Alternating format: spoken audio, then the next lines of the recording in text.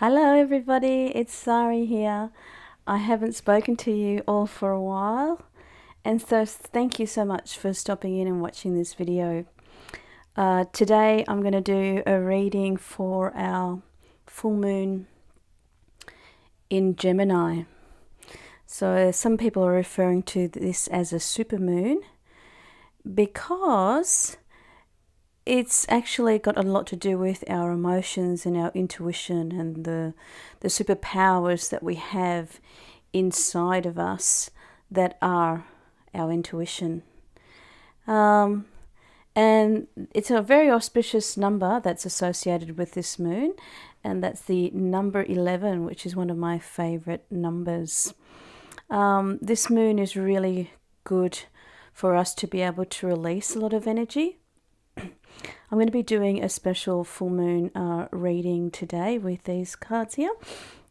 So yeah, it's an opportunity for you to release energy. So I would suggest to spend some time in meditation to activate any unconscious thoughts or things that are not quite bubbling to the surface, so that you may be able to intuitively see them, bring them forward to the conscious mind, and then be able to release them. There's a little bit of movement there. That's my dog. So yes, and it's going to be a really important time for us, as it's the last month of the year, to re-envision what we want, because we're coming into a Mercury retrograde as well, and this supermoon is guiding us towards that. So I want you to, before I shuffle these cards, set an intention of what you're going to let go of, also acknowledging the feelings that are around you and what no longer is of benefit for your higher good. So let's celebrate the end of 2017 with this beautiful Gemini moon. Okay, I'll just shuffle the cards a little bit. For those of you who are Gemini or have some Gemini rising, this is going to be a particularly potent time and reading for you.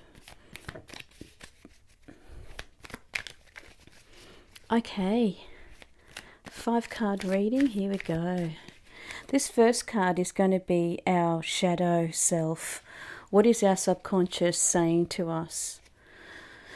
And the second card here is our conscious self, the lighter self. So if we look at it in terms of the Gemini twins, this is the dark self and the light self aspect of ourselves. And then how we can integrate both of these things in our lives, how we can integrate those together. The fourth card is about what requires our time, our attention and dedication. So what is it that we need to start to focus on and dedicate ourselves to? And this last card is, how can I best direct my energy for the rest of the year? So in this last month, how can we best direct our energy? Let's have a look at our darker side. Ooh, Ace of Swords. Our lighter side is the 5 of Swords. The wholeness, how we can integrate it, and what requires our dedication, and also the remainder of the year, right? Okay, there's a lot of swords in this reading. There's a lot of thoughts and contemplation, reflection. I can see a lot of air, so a lot of air. The element of air really reminds me of fluidity and movement in the mind, in the brain.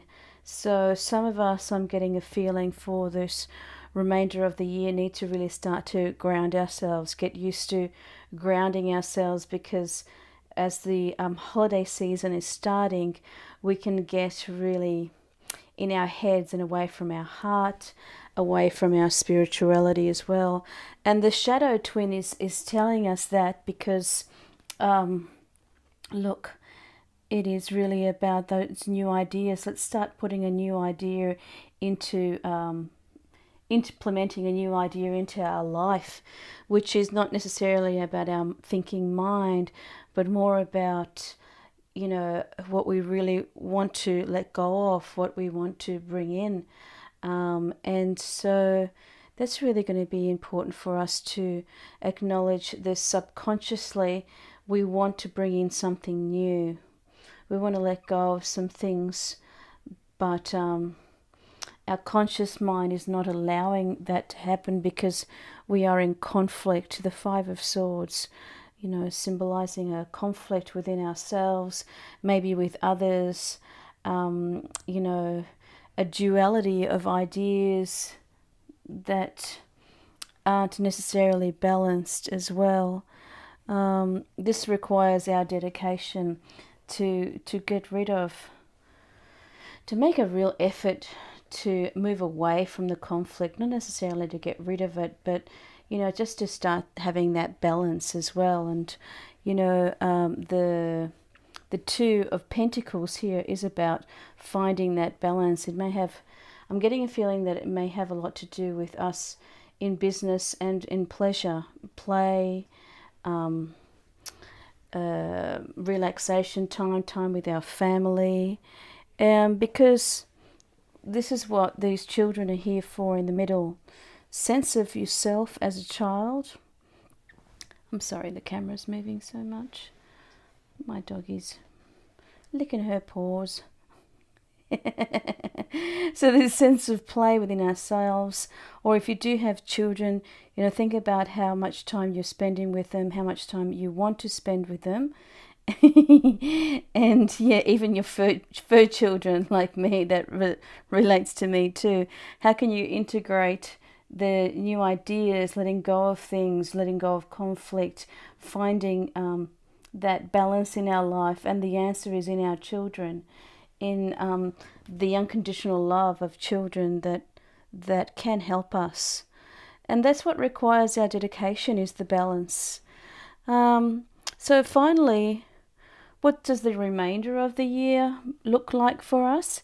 Well, it looks like meditation. It looks like reflection, taking the time to look back in the year, seeing what has worked, what has not, what we haven't implemented, what we've left behind, what we would have liked to have done, but instead of feeling regretful or remorseful, just clearly reflecting, sitting and reflecting. I'm getting a sense also from the balance that our health, also reflect on your health and how that's been going for you this year. Were there things you wanted to put into effect this year that haven't really worked? It's affecting our chakras in some way, especially the upper, the third, the throat, and the heart or solar plexus chakras, as you can see here on that figure. It's sort of penetrating those three areas. So what is it about us that has been imbalanced also in our health? And that's what the subconscious and conscious can do to work together to become whole, is to give us that time to balance, to dedicate ourselves. And, you know, if you do believe in the concept of yin and yang, right and wrong, good and bad, that duality is one of the things that's been blocking us because we haven't brought it down and grounded ourselves with it.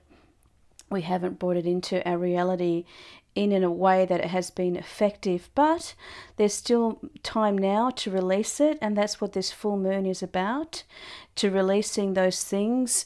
So because they don't serve us anymore, yeah, they're not something that is serving us, so we can let it go with this beautiful super moon. So I wish you all blessings for this lovely super moon, and I'll be coming on daily to do a daily tarot, so we can have a look at a card for the day. For anybody who's interested in that, please join me tomorrow around this time. Okay, until then, I'll see you soon. Bye.